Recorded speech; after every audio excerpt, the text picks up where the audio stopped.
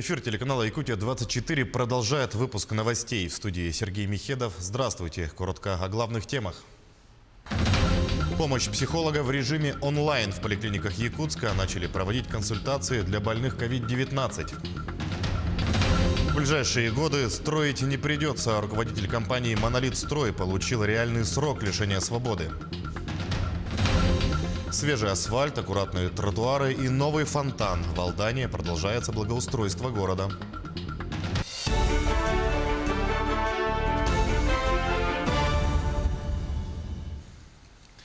«53 новых случая заражения коронавирусом выявили в Якутии за минувшие сутки. Об этом сообщил глава региона СН Николаев в ходе брифинга по эпидситуации сегодня, 4 августа.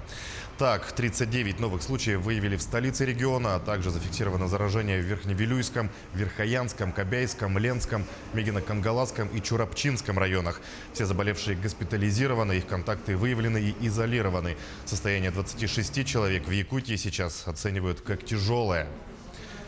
Между тем, плановые осмотры и госпитализация могут быть возобновлены в медицинских учреждениях столицы республики со следующей недели. Об этом также сообщил глава региона СН Николаев в ходе брифинга по эпидситуации. Много вопросов поступает по плановой диспансеризации и по плановой госпитализации.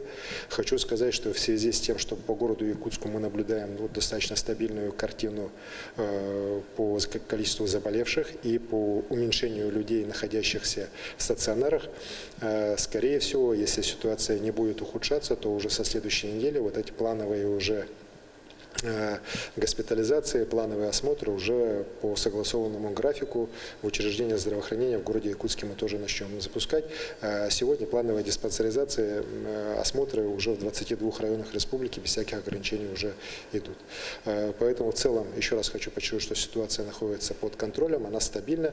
Вместе с тем, конечно же, прошу в том числе и те учреждения общепита, торговли, которые вот недавно получили возможность уже работать в нормальном режиме, соблюдать все те санитарно-эпидемические меры, которые обязательно, обязаны к соблюдению.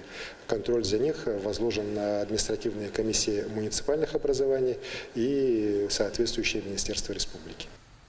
В поликлиниках Якутска начали проводить онлайн-консультации для больных COVID-19. Это стало возможным благодаря реализации проекта «Облачная поликлиника». Так, в республиканской клинической больнице номер 3 пациенты ежедневно получают консультацию врача-психолога. Здесь психолог с помощью компьютера и современных технологий ведет прием. Это не только телефонные разговоры, но и видеоконференц-связь, а также онлайн-тренинги. Для того, чтобы получить такую услугу, жители столицы должны быть закреплены в медучреждении и скачать приложение «Облачная поликлиника». С помощью этого мобильного сервиса можно выйти на связь с психологом. Также данное приложение открывает и другие возможности медицинских услуг, такие как прием к врачу, консультации узких специалистов. Оказывается, те, которые заболели ковидом, и не только ковидом заболели, очень нуждаются именно в психологической помощи. Здесь они рассказывают, как у них в начале, какое состояние у них было. Есть люди, которые вот до сих пор именно переживают вот это эмоциональное потрясение, которое они получили, когда услышали, что у них, оказывается, заболевание ковид. Вот это очень страшно. Продолжается испытание вакцины от коронавируса. Медобследование участников показало формирование иммунного ответа у всех добровольцев. Об этом сообщает пресс-служба Минобороны. Диагностику участников эксперимента провели на 42-й день после первой вакцинации. На протяжении эксперимента добровольцы находились под непрерывным наблюдением специалистов. Министр здравоохранения России Михаил Мурашко ранее сообщал, что созданная Центром Гималеи вакцина от коронавируса может получить регистрационное удостоверение уже в начале августа. Сегодня было проведено полное медицинское обследование, были сданы анализы согласно протоколам. Чувствуют они себя хорошо, жалоб не предъявляют. Согласно полученным данным, никаких отклонений и побочных эффектов в работе организма не выявлено. По результатам анализов мы можем сказать о явном формировании иммунного ответа после проведенной вакцинации. Работу системообразующих предприятий в условиях пандемии рассмотрел глава региона Айсен Николаев на совещании с Кабмином. Особое внимание заострили на авиационном секторе. По словам профильного министра Владимира Сивцева, за первое полугодие существенно снизились плановые показатели.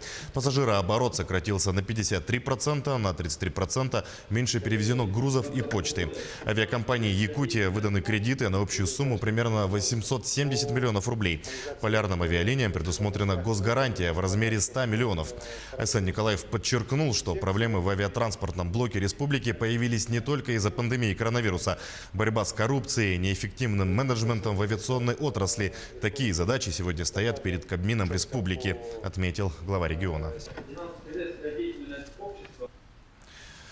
Как законодательно урегулировать дистанционную и удаленную работу? Этот вопрос обсудили в режиме видеоконференц-связи с участием депутата Госдумы Галины Данчиковой. Представляя коллегам рассмотренный в первом чтении законопроект о внесении изменений в Трудовой кодекс, Галина Данчикова отметила, что принятый проект закона направлен на защиту прав работников. Например, норму, по которой работодатель может уволить своих дистанционных сотрудников не по общим основаниям, а по каким-то иным, оговоренным лишь в трудовом договоре, предложено исключить. При выполнении работникам всех трудовых обязанностей закреплено сохранение его зарплаты в полном объеме. Галина Данчикова отметила, что законопроект будет принят в осеннюю сессию и начнет работать с начала следующего года. Директору компании «Монолит-Строй» в ближайшие годы руководить строительством не придется. Прокуратура Якутска поддержала гособвинение по уголовному делу. Он признан виновным в совершении преступления по статье «Злоупотребление полномочиями лица, выполняющего управленческие функции в коммерческой организации, повлекшие тяжкие последствия». Подсудимый приговорен к 3 годам лишения свободы в исправительной колонии общего режима.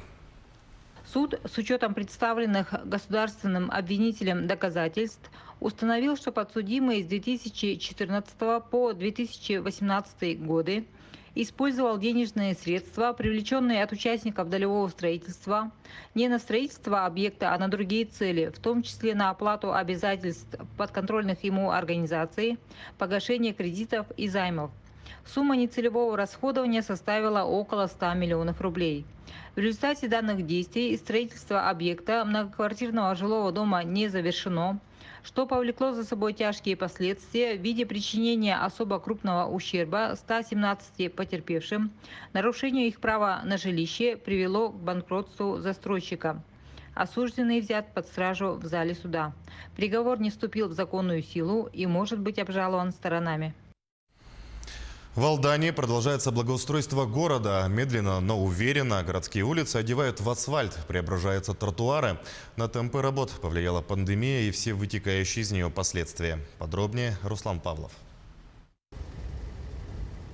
Улица Пролетарская города Алдана оделась в твердое покрытие. Она еще ни разу не была в асфальтированном варианте. Подобного убранства ждут еще несколько улиц города. Работы идут медленно. В процесс благоустройства вмешался коронавирус. Конечно, сегодня есть очень большие нарекания по качеству укладки, потому что те бригады, которые работали просто из-за коронавируса, не приехали, обучили новых специалистов, но опыта не хватает, поэтому нарекания есть. Еще никакая комиссия не работала по приемке. Планируем где-то к концу августа начать вот эти процедуры. Но те объемы, которые есть, заложим по оплате, пока еще ни рубля, ни бюджетных денег, ни денег с дорожного фонда не производились. 18 миллионов рублей на асфальтирование улиц, 14 миллионов на тротуары и кюветы. В этом году обустройство канавного хозяйства было решено провести на самой протяженной улице 50 лет в ЛКСМ. Бригады работают, но, как и на асфальтировании дорог, не хватает специалистов.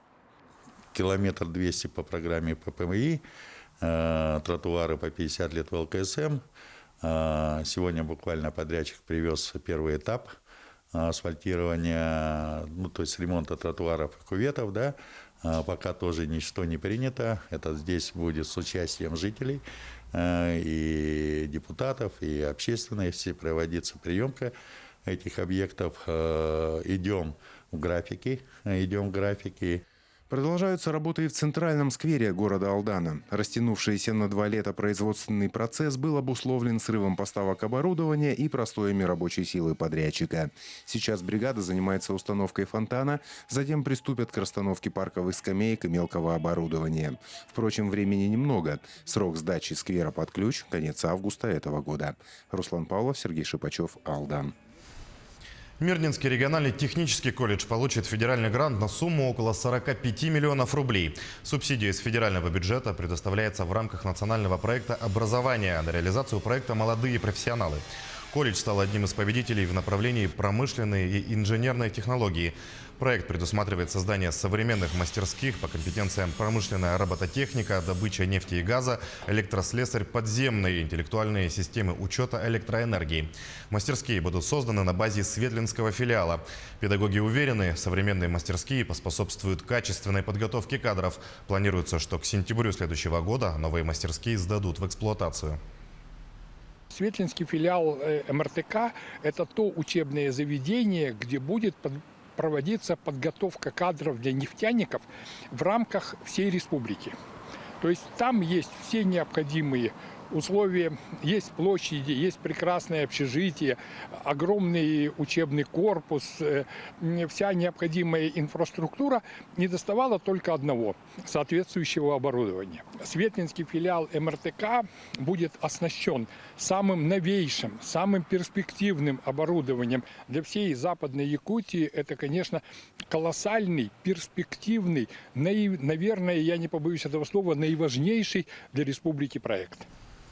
Продолжаем тему подготовки молодых профессионалов. В Южно-Якутском технологическом колледже стартовал отборочный этап чемпионата WorldSkills Russia 2020 в компетенции электромонтаж. За работой участника из Нерюнгри в новом дистанционно-очном формате наблюдала Екатерина Павлова.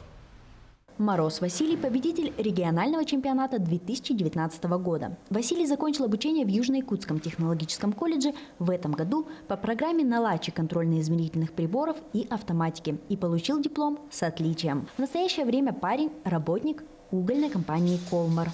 Электромонтаж – это не основная его специальность, но он показывает вот в этом направлении наилучшие результаты. В республике, по крайней мере, он лучший. Конечно, мы надеемся, что Василий проявит сейчас максимум всего, чего мы ему научили, и одержит победу, и мы войдем в финал национального чемпионата. 8 часов напряженной работы. Дистанционно-очный формат отборочного чемпионата. Как отмечают сами участники, минусы такого формата – отсутствие других конкурсантов, с которыми можешь себя сравнить, проанализировать качество выполнения конкурсных заданий другими. Ну а главный плюс – это сосредоточенность на себе, сконцентрированность на тех заданиях, которые нужно выполнить на высоком уровне. Задание у участника – собрать электроустановку. Электроустановка управляет электроприводом специфическим образом. Задействованы не только электромонтажные приемы, но также и программирование алгоритмов, по которым будет работать электроустановка. Южно-Якутский технологический колледж уже не первый год становится площадкой для профсоревнований. Модернизация материально-технической базы – одна из приоритетных задач развития колледжа. И сегодня ЮТК в очередной раз выиграл федеральный грант. 35 миллионов рублей для создания в будущем году 4 современных учебных лабораторий, соответствующих требованиям стандартов WorldSkills по наиболее востребованным компетенциям. Екатерина Павлова, Захар Головин, Нерюнгри. Наши корреспонденты продолжают следить за развитием событий. Оставайтесь на телеканале Якутия-24.